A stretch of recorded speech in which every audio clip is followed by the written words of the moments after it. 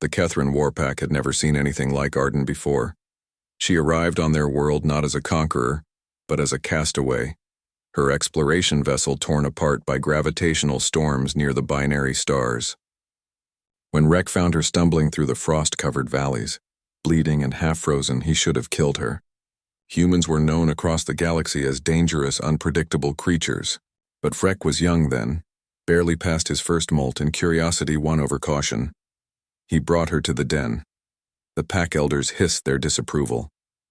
Humans were flesh-eaters, they said. Deceivers. Their kind had brought fire and chaos to a dozen worlds.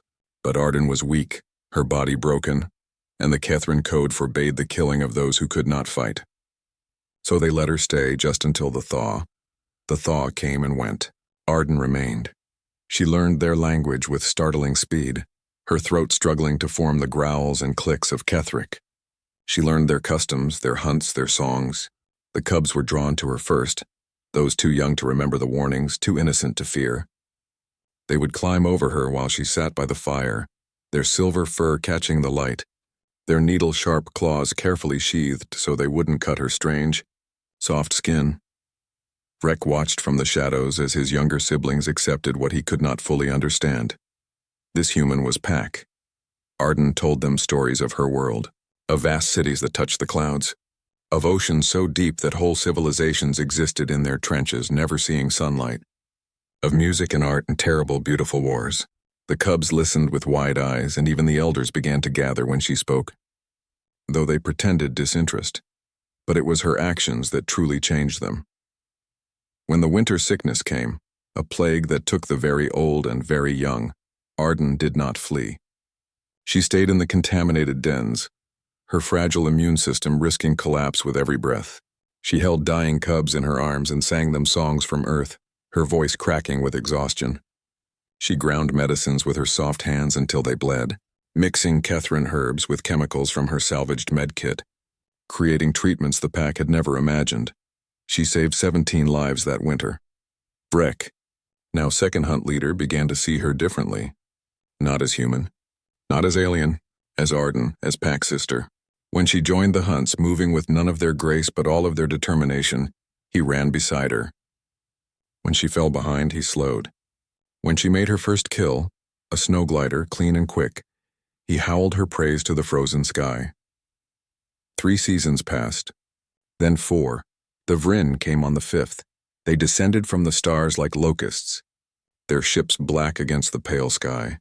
Slavers, raiders.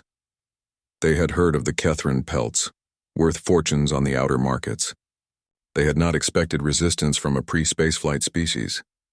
The first assault took the outer dens. The Kethrin warriors fought with claws and courage, but claws meant nothing against plasma fire. The pack retreated to the deep caverns, the ancient places where even starlight could not reach. Arden stood before the War Council with fire in her eyes. "Let me go to them," she said. "Let me negotiate." The elders refused. She was pack now. They would not sacrifice one of their own to the star demons. But Arden did not ask for permission twice. She went in the night, climbing the ice falls to where the Vryn had made their camp. Frek followed, unable to stop her, unwilling to let her face them alone. He watched from the ridge as she walked into the circle of lights, her hands raised, her voice carrying across the frozen air. The Vryn captain was a creature of chitin and malice. He listened to her proposal, safe passage for the pack in exchange for Kethrin resources, and he laughed. "The pelts are worth more," he said in galactic common. "And now we have a human too. Curious, what is one of your kind doing with these animals?" Arden's expression didn't change. "They're not animals. They're people. People," the captain repeated, amused. "Tell me, human, will you watch them die for this sentiment?" "No," Arden said quietly. "You will." She moved faster than Rek thought possible for her species. The plasma torch she'd concealed ignited, cutting through the captain's thorax before his guards could react. Arden rolled, grabbed a fallen rifle, and fired 3 shots, 3 kills. Before the return fire caught her, the shot took her in the chest.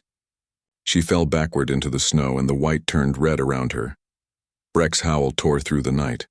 The cubs heard it, those she had saved, those she had sung to, those who had climbed over her by the fire. They came pouring from the caverns, young and old, warriors and children. They came with their claws and their teeth and 3 seasons of rage. The Vryn had weapons. They had armor. They had ships and technology and the confidence of superior force, but they had never faced a Kethran pack protecting their own.